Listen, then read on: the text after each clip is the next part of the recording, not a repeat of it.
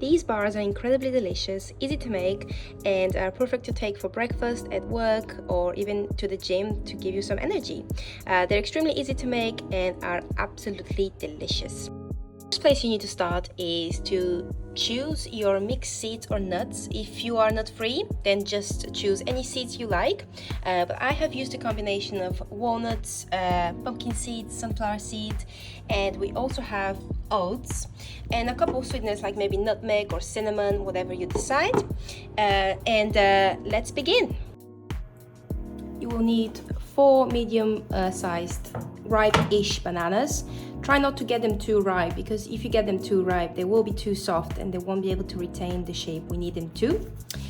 Peel them and slice them into rounds. Bananas are sliced, transfer them to a baking tray lined with parchment paper.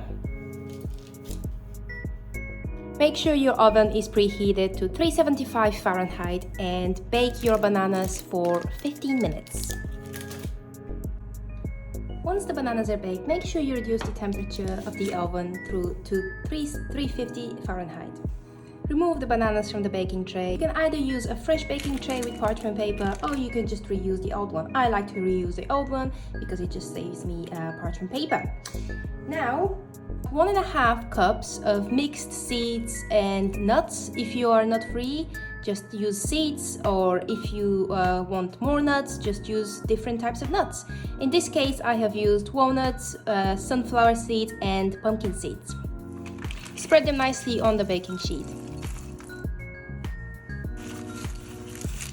Now, this is 1 cup of oats. I like to use any really, but you can use gluten-free, rolled oats, any will do.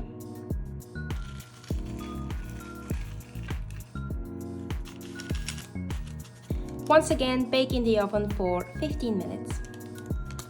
Once the nuts and oats are baked, reduce the oven temperature to 300 Fahrenheit. Let the oats and nuts and seeds cool for a bit before we transfer them to a food processor. Stir caramelized bananas to your food processor, followed by 6 dates. A quick tip on dates: if they are really hard, make sure you soak them for 5 minutes in hot water, drain them, and that will soften them up. Add your toasted nuts and oats. I like to add nutmeg or cinnamon, so I opted for a bit of cinnamon. I measure that with my heart. And what I tend to do is just blitz up the mixtures together until a dough, kind of a soft kind of mixture, forms. It's okay if it's a little bit chunky and if you still see suds and kneads in there, that's absolutely fine. I like to keep it a bit chunky for texture as well. Feel free to scrape off the sides and blend again if necessary. As you can see, we have a nice kind of thick, kind of dough-like consistency. It's not mashed, it's not kind of blended completely to a puree. It still has a bit of texture from some of the seeds and nuts. Small pan with parchment paper. I have greased it and lined it with a fresh batch of parchment paper. And now we're going to add our dough into our pan.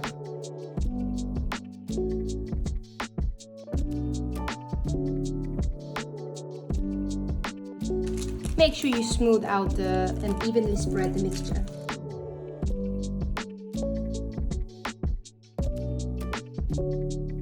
If you like your bars a little bit thinner, feel free to use a bigger pan, but I like to keep mine quite thick.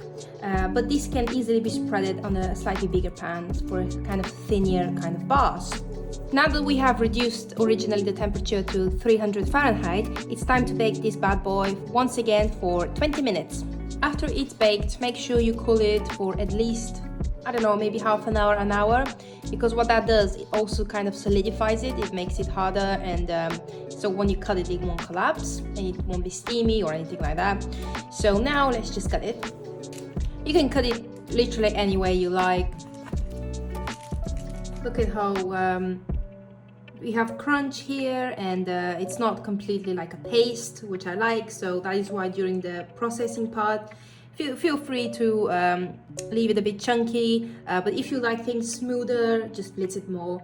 But as you can see, it's still soft, and but it's kind of crispy on the outside, so it's just, for me, this is perfectly textured.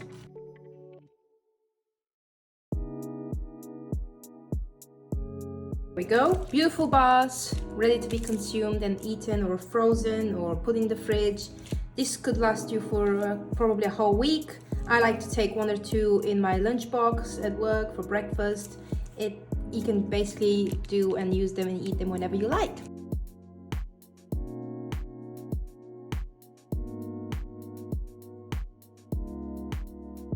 And here is the end product, and now is the best part, because now I get to taste them.